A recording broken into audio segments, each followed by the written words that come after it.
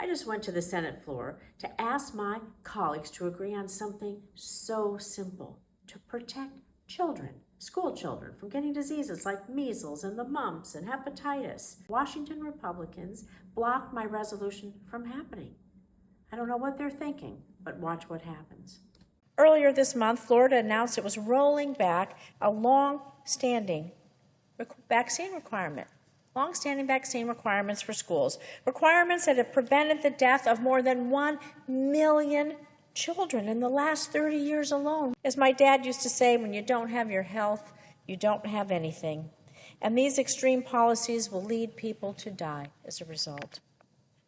But let's also be clear. This is not what parents want. In fact, more than 80% of parents support vaccine requirements for schools to prevent diseases like polio, measles, to prevent diseases like mumps, rubella, smallpox, hepatitis, and a number of other diseases that we don't even think about them anymore on a daily basis. And that support crosses party lines. So these extreme policies are not only way out of step with science, they're way out of step with the very families that these Florida politicians claim to represent.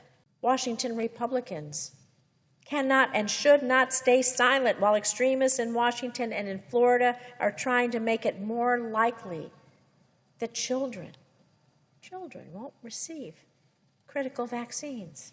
It's why I introduced a resolution opposing these extreme policies, reaffirming something the overwhelming majority of Americans already know. And this is this: vaccines save lives. Let's send a strong bipartisan message that we reject this extreme, dangerous agenda. So, if all my Republican colleagues disagree with what Florida is doing, let's do more than just give a disapproving statement to reporters.